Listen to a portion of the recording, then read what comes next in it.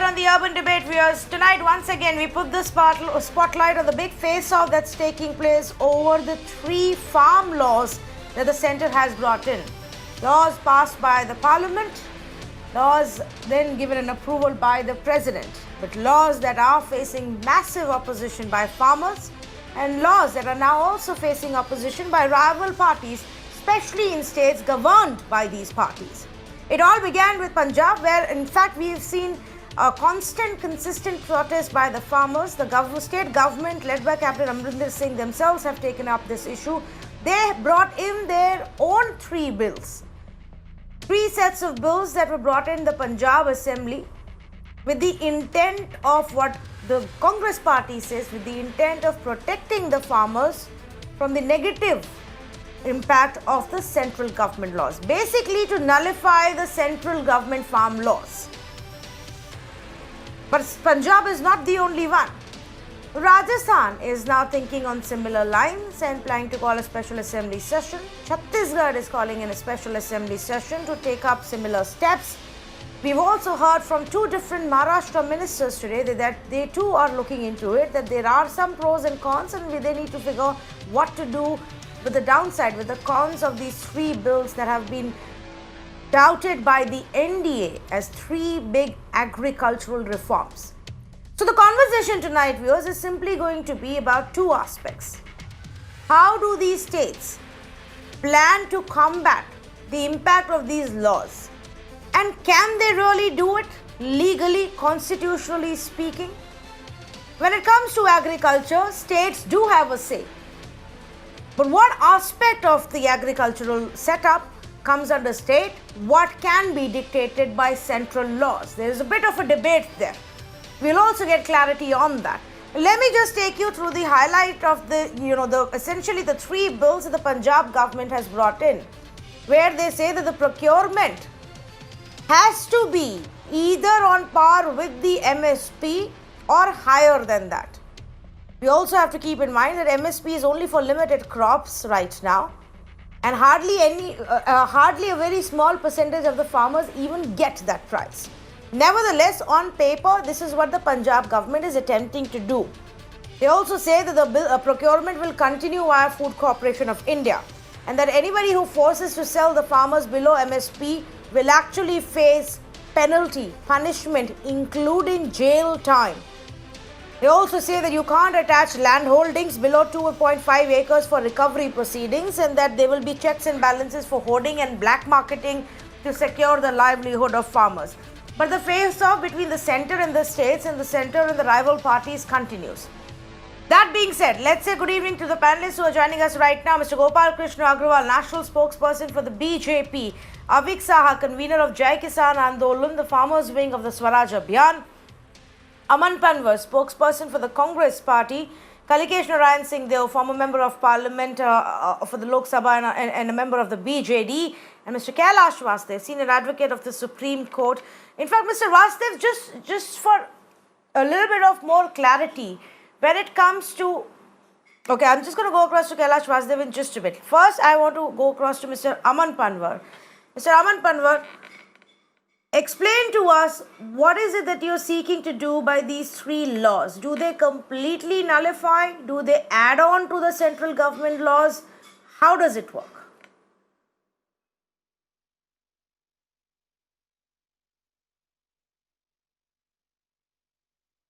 Key issues that the farmers were raising, and the Prime Minister kept on hoodwinking that we will provide MSP and MSP is not going to go away anywhere. The state laws that the Congress party has brought in provide and actually fills in that particular gap itself, because now MSP under the state acts that have been passed by the Punjab government, no contract farming agreement can be entered into. No contract farming agreement will be valid below the MSP. The other thing that we have done through these laws is that with respect to... Am I audible? Yes, you are, absolutely. Go ahead, please. Yes. So the other thing that we have done through the new acts that we have passed in the legislature of the state in Punjab is that the Modi government said that in case there is a dispute between the farmers and the corporate houses, the business houses who will enter into farming agreements with the farmers will not be allowed to go to court. So this particular clause, which was against the farmers, we have removed it through the State Act. And now there will be no bar for a farmer to approach court. I mean, this was a completely one-sided legislation that the Modi government had passed in the parliament without any discussion, without any debate with any of the stakeholders or the member of parliament. So this was perhaps for the first time in the history of the country that such a big, a draconian law that was passed, and no debate, no discussion either with the farmers who are directly affected or with the lawmakers.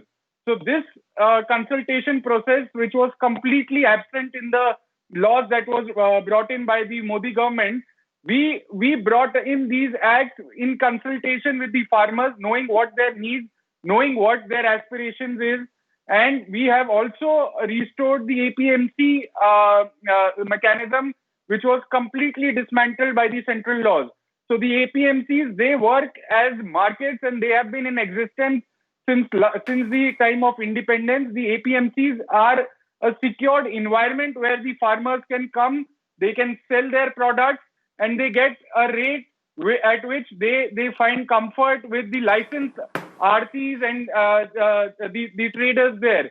However, the fact with respect to the MSP being completely absent has been addressed by the state laws. So that is, I think, a big victory for the farmers. Okay, Mr. Avik Saab, would you want to come in here? Is this a smart way of going about it? Do states really have a right here to, bring about the changes in laws that have essentially been passed by the parliament? Tanvi, it's the other way around. Did the centre at all have a right to make these laws? And I will trace it down from the centre's own statements to show you that the centre knew that it could not make these laws.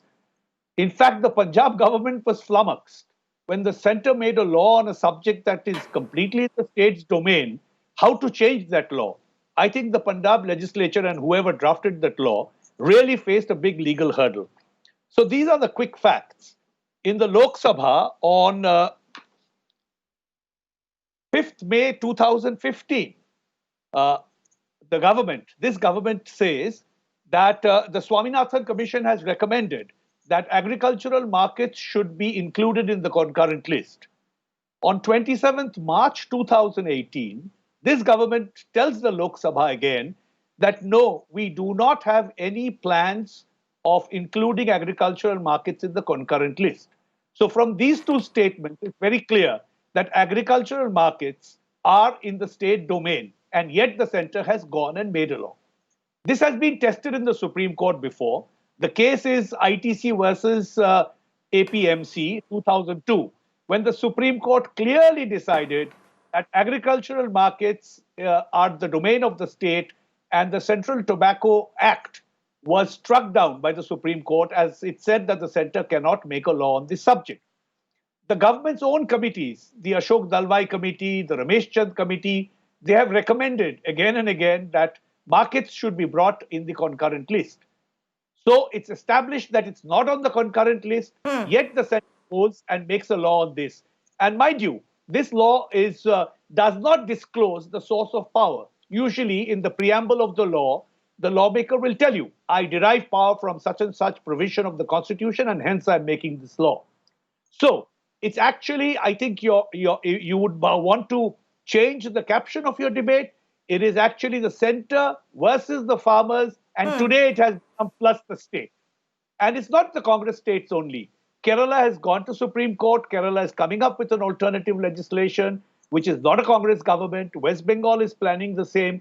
So fundamentally, the states are asking how the centre made laws on farmers and farming and agriculture when these are state subjects, and when things become bad, it is the state governments which have to face it after all. Tanvi. Okay. So I am actually reading, from what we managed to dig out, and of course we have experts here who can shed more light on it. There is the state list, and then there is the concurrent list that gives some powers to the center apart from the state government. In the state list, as per our laws, entry 14 of the state list mentions the item relating to agriculture, which is agricultural education, research, protection against pests, and prevention of plant disease. Entry 27 talks about production, supply, distribution of goods subject to the provisions of entry 33. It also talks about the concurrent list that actually goes into where the center can come in. And there is some doubt that I have about price control. The concurrent list mentions price control again, giving scope for centers' entry into agriculture and thereby some kind of a clash between the state and the center. And that's the aspect I will go across to Mr. Kailash Srivastava in just a bit. But very quickly, let me bring in Gopal Agarwal to respond on what is being said here, Mr. Gopal Agarwal. To begin with, the center didn't have the right to make these laws. Tanvi, these are the blatant lies that previous two panelists have said. And I don't think you should allow to go away with these blatant lies. And you should give me time. I can go with a fast debate on this matter. The thing is that you give me one time, I'll not speak again. But this is not the correct way of going with a blatant lie and misguiding the people through your channels. This is not right. The one thing that Mr. Avik has said, that the center has no right on the APMC Act and it is on the state list, I agree.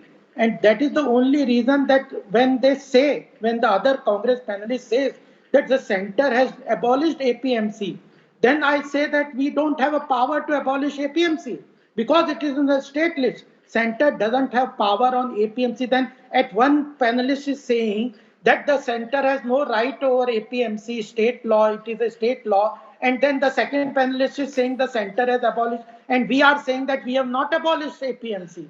We are giving an alternative market mechanism which is in the center's concurrent list where interstate commodity trade comes under the center's list. And therefore, we have provided an alternative market mechanism for farmers that APMC stands, that Mandi law stands. They can go to Mandi, sell their product freely.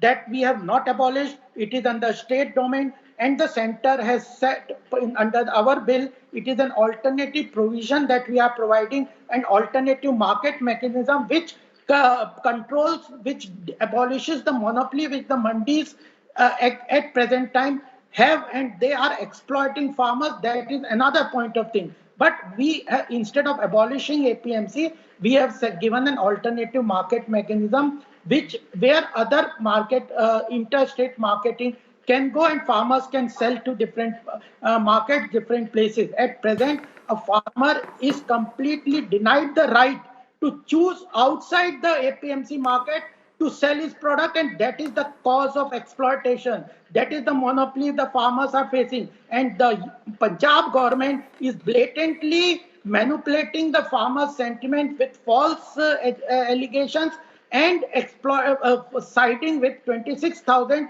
middlemen who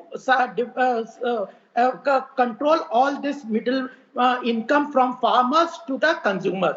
Farmers have to sell major product at a very low price to these mandis, and finally these middlemen sell to the consumer at a very high price and pocketing all this middle income in their own pocket. This is the truth of the nature which Mr. Avik and the Congress panelists are hiding, and they are playing a fraud on the people of the country, farmers, and they are not at all helping the farmers. One thing. Second thing is MSP. They are saying that we have made it a MSP, that we have brought it into a legal framework.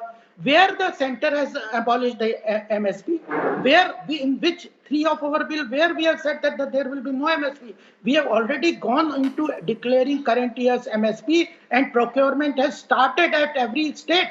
And ultimately, the procurement is the responsibility of the state. If they are making it a legal aspect of buying at MSP, they can very well go. Where the center has abolished MSP, this is also blatantly lie. Then the third, your Congress panelists What? No, let me complete. I'll not speak after this.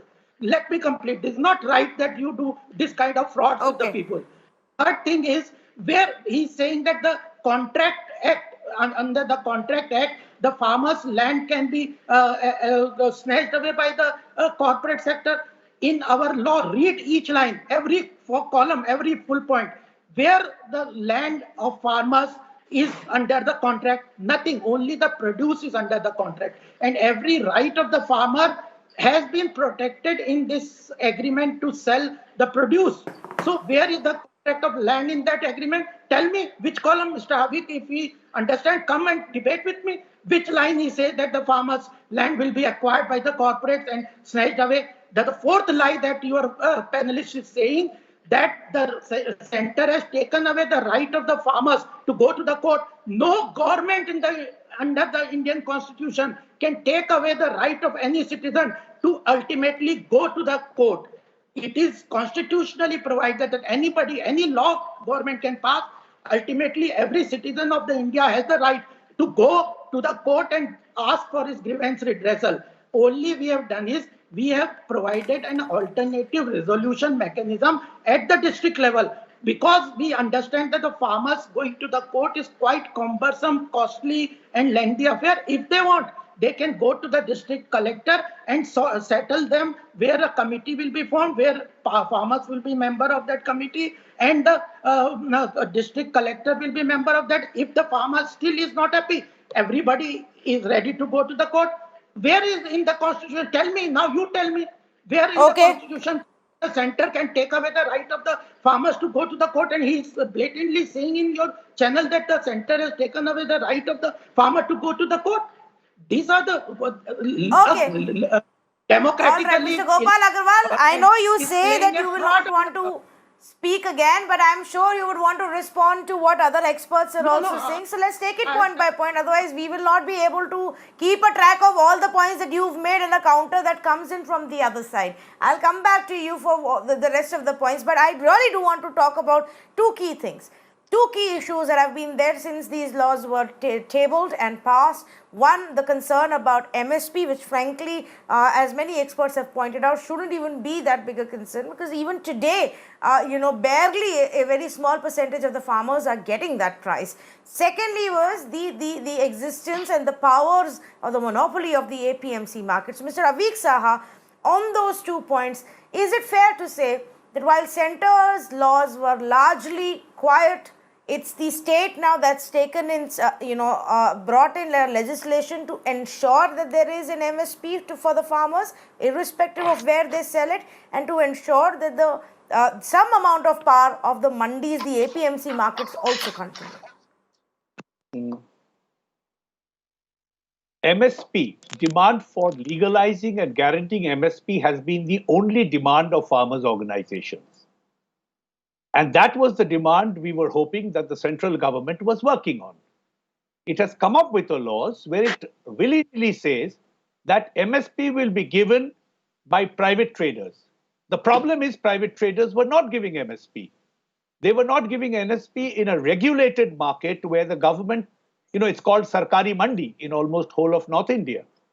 And now the government, through these laws, is saying there are actually very nice, good, kind, honest traders who will go to your farm gate, to your house, and buy your products at MSP.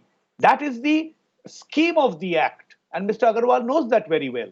So the farmers are saying, no, we don't want these things. We want a legal guarantee for MSP. If you can give us that, very good. If you can't, then take away all these laws, because it's destroying whatever infrastructure we have. I just wanted to respond quickly to Mr. Agarwal on these two things. I'm happy that he has called me a liar, because this gives me an opportunity to teach him the truth. In fact, bar to civil courts is allowed under the Indian Constitution, and that's what these laws have done. You are not barred from going to a constitutional court, which is the High Court or the Supreme Court. But there are several laws where civil courts' jurisdiction have been ousted, as has been done with this act. We want to know what is Mr. Party's problem with civil courts.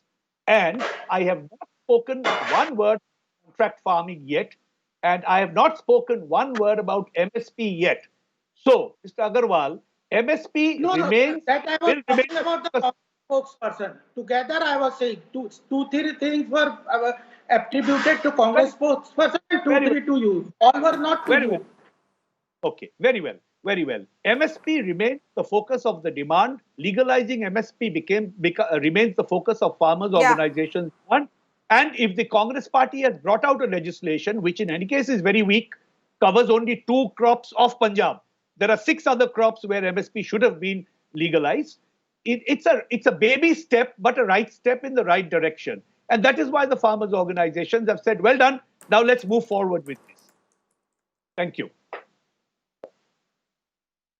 Okay, all right. Thank you so much for that. 2 panelists are yet to speak. I want to go across to Mr. Kailash Vastev. Mr. Kailash Vastev, in the initial days also we had a conversation about to what extent, when it comes to agriculture, can the center step in and make the laws the way they have, and do the states then have a power to make fresh legislations or pass their own legislations to counter these federal laws?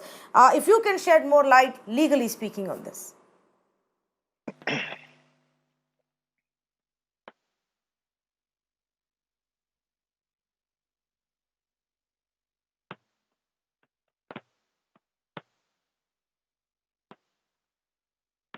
Mr. Kailash Vastev, I'm afraid there is a technical glitch. We're not able to get your feed properly. We're going to try and fix that. Kalikesh Narayan Singh Deo had joined me earlier on this conversation as well. And Kalikesh had, put out a very balanced view about the pros and the cons of these laws. Kalikesh, now that we've had more time to study them and see what possibly the impact could be, do you think some of these states are right to bring in their own resolution and in a way try and protect the farmers' interests? Tanvi, my opinion hasn't changed from the day that we spoke last. I think that the legal and constitutional right to legislate on agriculture lies solely with the states. And the fact that the MSP itself guarantees a price to the farmer, which makes them secure, not necessarily gives them the highest price for agriculture as a whole, but certainly for wheat and paddy. It's certainly far above what an international market rate would dictate. That is a big sense of security to these farmers. And that's really what the farmers are agitating about. And where Punjab and Haryana, which contribute a large part of almost 85% of their produce of paddy and wheat are procured through the mandis, that's where the agitation is coming from. Even in a state like Odisha, about 40, 45, 50% of the produce goes through the APMCs, and therefore farmers, even if they don't get MSP for all their produce, at least 50 to 60% of the produce goes through the MSP system, and therefore there is a large safety net. But I don't agree with the BJP spokesperson when he says that the removal of this MSP or introducing new opportunities to procure will lead to higher prices. Because even today with the APMC, if 50% or 40% goes through the MSP system, the rest of the produce goes out of the MSP system. And I can tell you for a guarantee that says at least a 30 or 40% discount for what is sold in outside the MSP system, outside the mandis. What Mr. Agarwal has failed to mention is that the government of India is hoping to encourage farmers to shift from paddy and wheat to more cash crops, which would hopefully generate larger incomes for them without the support of MSP. And therefore, in my opinion, this is the first step toward dismantling of the APMC system. I believe that the 1 lakh crore the FCI takes as a subsidy every year, that's beginning to pinch the government of India now, and they are hoping to try and dismantle the APMC system by shifting away from paddy and wheat. Now, having said that, there is certainly no doubt in my mind that the state governments have absolute right to legislate on agriculture. And I think, hopefully, that the courts will take the appropriate decision at the right time to ensure that federalism in the constitution still remains alive. Okay, fair enough. Then let me go back to Mr. Aman Panwar. Mr. Panwar, the other question I had for you is how are the laws that you're bringing in bringing about a reform when it comes to the APMC markets. Congress for the longest time has said that they are going to bring about APMC reforms. You are unhappy with what the centre has done, but what is it that the Congress party is doing to fix the problem? See, Tanvi, though a lot of panelists have already said this, I must stress upon the fact that whatever business of legislation concerns the agricultural sector, that is the sole domain, the sole right, the sole authority of the state government. Just like how defense or foreign relations are the sole domain, sole right of the central government, and no state can on its own dictate what will be the foreign relations of the Union of India, or no state can dictate what will be the defense policy of the government of India. The central government cannot dictate to any of the states that what will be their policy with respect to agriculture. Now, what has happened in this case is that Mr. Modi and a few of his corporate friends have sat down in a room, they drafted an act and have placed it in the parliament, passed it without any discussion, without any authority under law. So when we say that APMCs are a cogent structure, they need to be protected, they provide a secure environment to the farmers, is because the states have been dealing with this subject all along since the last 73 years of our independence. So when we have been dealing with this subject, the states know what are the issues, what are the expectations, what are the reforms that have to be brought into this sector. That's why through the act that we have passed in the Assembly of Punjab yesterday, we have restored the structure of APMCs as they existed on the 4th of June, that is a day before when the ordinances were promulgated by the central government on 5th of June. So they completely disturbed the APMC structure. They completely disturbed the agriculture sale and purchase system that was there. And while Mr. Modi and the BJP spokesperson has been repeatedly saying that we have not said anything about the MSP and the MSP remains, our question is that if you are so willing to give MSP to the farmers, why did you not write it in the law? Only one sentence, one line had you written. We said, the farmers said that we will take back the agitation, that yes, the contract farming, under the new laws, it will not be below the MSP. The BJP completely failed to address this issue. Hence, we had to brought in the amendments and the acts that we brought in the assembly in Punjab and that we will do in the other states.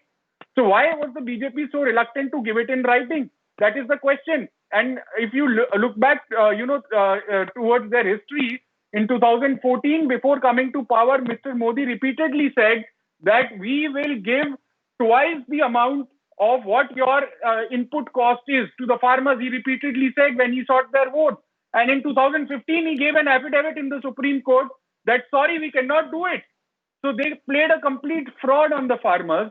And today they have openly played a complete fraud, because this is not a government which at all cares about the farmers. It is completely addressing the new aspirations and the expectations of a few corporate houses.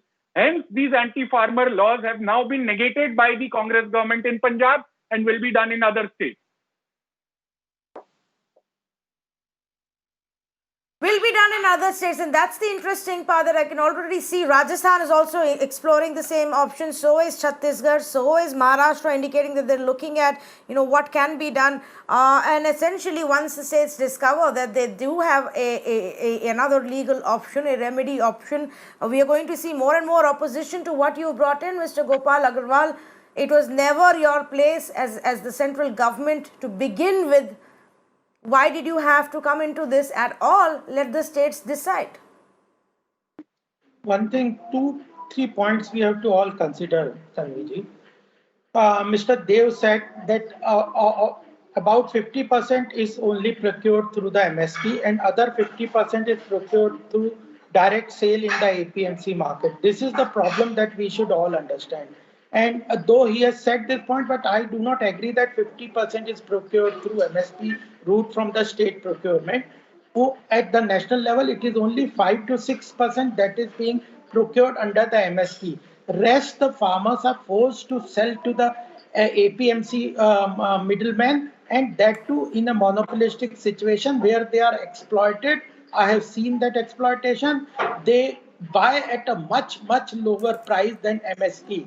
This is the real problem, and then they don't allow those farmers to sell outside the mandi. This is the current status. So we have given a provision for selling the farmers for their commodity produce outside the market if they prefer to.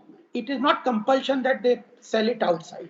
So this is one thing. Second thing is, what is being said is that if the MS Congress is so much concerned about making a legal status to MSP, they had almost 65 years. Why they did not make it a MSP as a legalized system? Because MSP is an administrative price mechanism. Every year the prices are separately set by the committee, farmers committee, which describes what is the cost and other thing. And every year there are several commodities which are brought under MSP. Some are taken out of MSP. In some states there are different commodities which are there in MSP. So it's not a national level MSP price which is decided. It is by the state also. They also decide on the which product to be there, how it is to be administered, how much has to be procured, where it has to be stored. So this is a state matter that is there in our front. So this was the issue, and why Congress did not make it a legalized system, that they should answer. The third point that I would like to make it, the Congress spokesperson is saying that it was suddenly brought into the law and passed in the parliament. This ordinance, all the three ordinances were in the already implemented since June. So Congress had everything. They cannot say that this was suddenly made a law. This ordinance was there since June 2000. This was there in the. It was already law as a in an ordinance form. So this could have been done, and ultimately this every concept had been discussed in various standing committees of the parliament, and every committee for last 20 years I have talked to them, I have seen them, I have been to various seminars and committee discussions. There it was consensus that farmers need a market reform, and without those reforms the farmers' positions and their No, I don't exploitation. think, Mr. Agarwal, there is any denial on the fact that the farmers need a reform. The point is who makes brings in the reform and in what format. And with the along with the conversation with agreement with the support of how many parties. Fact of the matter is, what we saw in this case was a set of legislation being pushed through the parliament with many people still opposing it. I'm sorry, if you believe that there were much needed reforms, let me finish my point, please. I heard you out. You gave exhaustive answers twice now. Now let me finish my point. If you believe that these reforms are so important for the agricultural sector, then perhaps you should have given a lot more time discussing it, debating it extensively, deliberating upon it via various parliamentary committees before passing them as laws. But because you knew you had the majority and the numbers, you railroaded these legislations through. So if they are such important reforms, please give them the due respect by discussing them in the parliament for a longer period of time than a handful of days. That is my own view. There is no question here. Now, Avik Saha wanted to make a point. Go ahead, please, before I move on to the other aspect I want to raise here. 10 seconds more. No, Mr. Gopal Agarwal, there is no the question here to you. This is what has happened. It's a fact. We all saw how the laws were debated, discussed, and quickly passed in the parliament. So let's not waste time on that, please. Yes, Avik sir. I'll be very quick. So Mr. Agarwal's party had a well-debated ordinance passed. This is the first time I've heard of a well-debated ordinance. Second, it's very, very clear that no farmer has ever demanded these laws. In fact, it was forget the parliament, forget discussing with the opposition, forget anything. They have not even discussed it in their own cabinet. The food processing minister resigned from the cabinet because these were not discussed. So finally, they have to, their own, RSS's own farmer organization has given a letter saying that what is the rush in bringing these laws? Please debate more. So Mr. Agarwal is fighting a losing battle of perception. Mr. Agarwal is fighting fighting for a cause that has been lost. Not enough to debate the issue, then No, let it's very impolite. It's fight very it impolite to out. talk. It's very impolite to talk when someone else is talking, but I don't expect anything Okay. else from a BJP person. So Yes. the last point is these laws need review. If once Mr. Agarwal's party agrees that yes, we shall Okay. sit and review, because from 5th June to today, it has been implemented according to Mr. Agarwal. And what is the result of that implementation? If Mr. Agarwal can tell us what benefit has the farmer received in 5 months of this law, then we'll all go back home happy. Zero. Everywhere in the country, MSP's farmers is not getting MSP, and today, and why MSP has to be legal is a judgment given by the Patna High Court today, that MSP is a policy, it is not a law, hence I can't pass an order enforcing it. This is exactly what we want. It should be a law, and then the courts can enforce it. That's the point. Thank you. So your logic then, what 65 Okay, years okay. of Mr. Mr. Kailash Vasdev, 1 minute please. I really need to go to Mr. Kailash Vasdev and firstly 65 apologize years to him of, for all the technical difficulties that have happened. Mr. Kailash Vasdev, the question I wanted to ask you earlier was, 1 minute please, may I just go across to Kailash Vasdev? He's not yet had his share of views on this debate. Mr. Vasdev, have the states and specifically states like Punjab found a smart way around this to bring in the clauses that they want to ensure the farmers are protected after the whole debate about whether the central laws can be opposed or blocked by the states? The answer is a very simple constitutional scheme. In the framing of laws, we have the 7th schedule, which has 3 lists: list 1, list 2, list 3. List 1 is the union list where the central government will legislate. List 2 is the state list where the state governments can legislate. And the third is a concurrent list where both can legislate. Now, in list 1, there is nothing called agriculture. Agriculture, fisheries, land owned by farmers are all entries 14, 15, 21 falling in list number 2, that is the state list. So the priority or the constitutional prerogative is for the state to frame laws in this behalf. We have a massive juxtaposition in this area because acts like the Essential Commodities Act of 1955 have been regulating the sale of commodities, agricultural produce, and others in the market. The 1955 Act, under the provisions thereof, by conventions, a committee was instituted for the purposes of fixing the prices of agricultural produce, 22 of them. These prices have varied. But there is no statutory recognition of the authority. It is a policy under which the committee works. So therefore, the state is well within its rights to bring about legislation for which it is empowered under the second list and the entries of the schedules. We come to another problem which is now becoming very, very poignant in our system. You see, you'll have to recall that from 1977 onwards, the standoff between the center and the states has become massive. The moment you have a standoff here, we lose the interest of the farmer per se. The farmer has been struggling since time immemorial.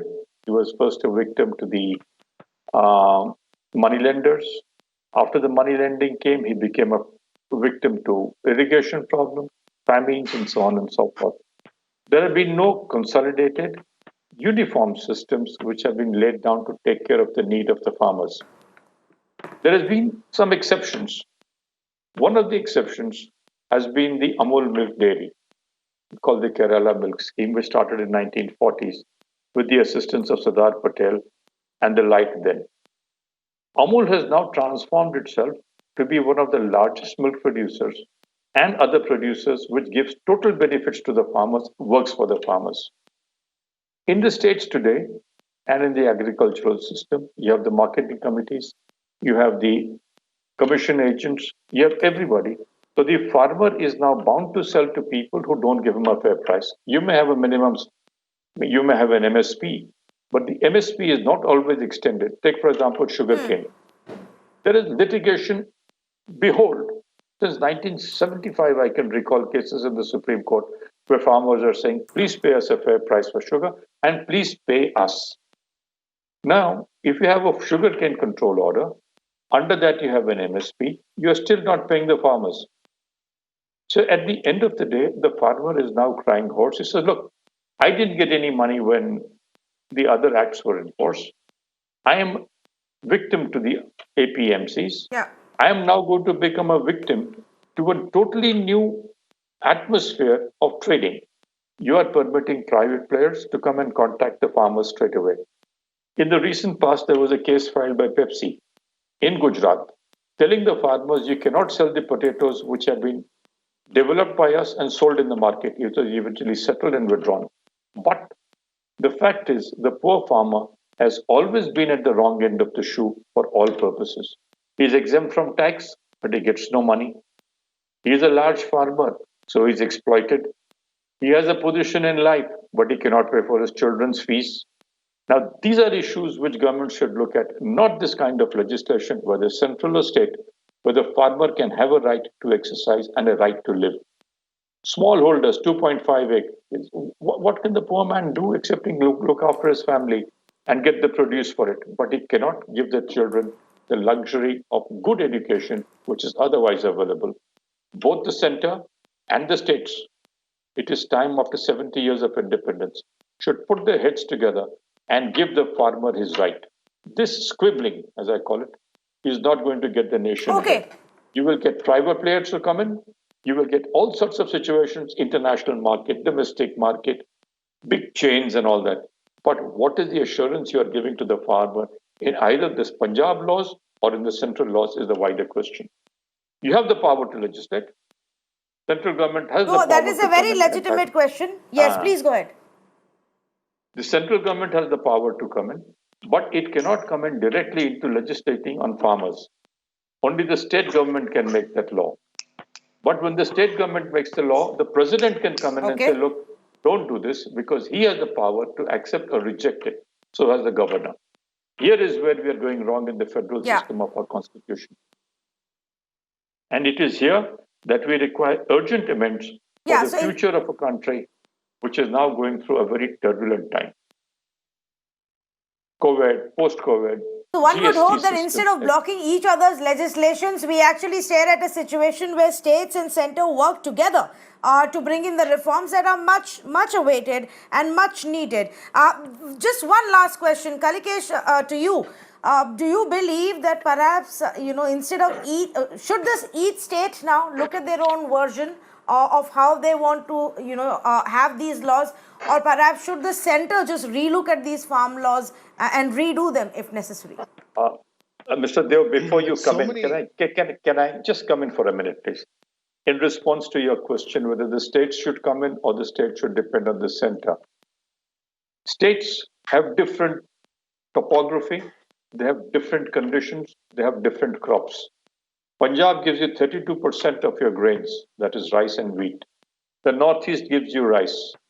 The other places give you sugar cane. So therefore, you cannot have a standard system which will apply to agriculture. You've got to farm it out. I use the word farm it out by having a collective system where everybody is heard and a uniform policy is laid. That movement should start at the center to call the states and work with the farmers.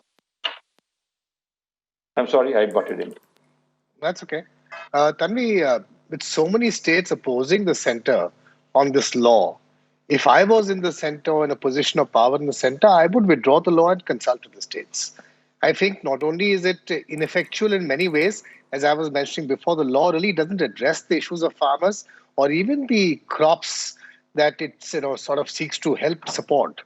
Effectively, it demoralizes the farming system. It shakes up the system. It's hoping for a good result. Something which is very difficult because the agriculture sector is plagued by many other problems, apart from the fact that they're producing just paddy and wheat. You got to address issues of irrigation, of land, of technology, of access to markets, access to finance. I mean, these are the issues that the center and the state should be putting their heads together for, rather than come up with a law and try to market it in separate ways. So yes, to answer your question short, if I was in the center, I would withdraw, and certainly if I was in one of the states, I would fight it tooth and nail. It's an infringement on my jurisdiction. Okay, thank you so much for that. Thank you to all of our panelists for joining us. We have to wait and watch what happens to the legislations that have been passed by the Punjab government and if they actually get the final approval. Meanwhile, let me also tell our viewers that a war of words is again triggered off between Captain Amrinder Singh and Arvind Kejriwal. The two chief ministers are fighting more from the point of view that AAP has actually opposed these laws in Punjab, and because they want to oppose the government in Punjab, and so that war of what continues. But it's actually also centering around whether the states have the power to amend central laws, because that's what Captain Amrinder is saying, and that's essentially what he's done. And the experts on our panel say that the states very well can do that. They do have the power, provided their own changes now get the final approval. We will wait and watch. But Punjab definitely has started something that the other states are likely to follow. Rajasthan, Chhattisgarh, Maharashtra are already considering it. Maybe more opposition ruled states. Perhaps it is time for central government to rethink on the legislations they brought in and see if they want to go back to the discussion table. Bring in all the political parties. More importantly, bring in the farmers, their representatives, to have another round of exhaustive conversation. This shouldn't just be a political war of words or a political ego fight. This has to be an issue that at the end of the day brings out something good for our Annadata, for our Kisan. For many years now, decades now, they have fought for these reforms. If our political parties and governments are finally looking at bringing about some kind of change in agricultural laws, at least let it be beneficial to the farmers and let them understand. Currently, it's just chaos. Very, very difficult for even the person on ground to understand what law, what version of it is really applicable. And for that, our political parties and the governments are to be blamed. Thank you so much for joining us on this conversation.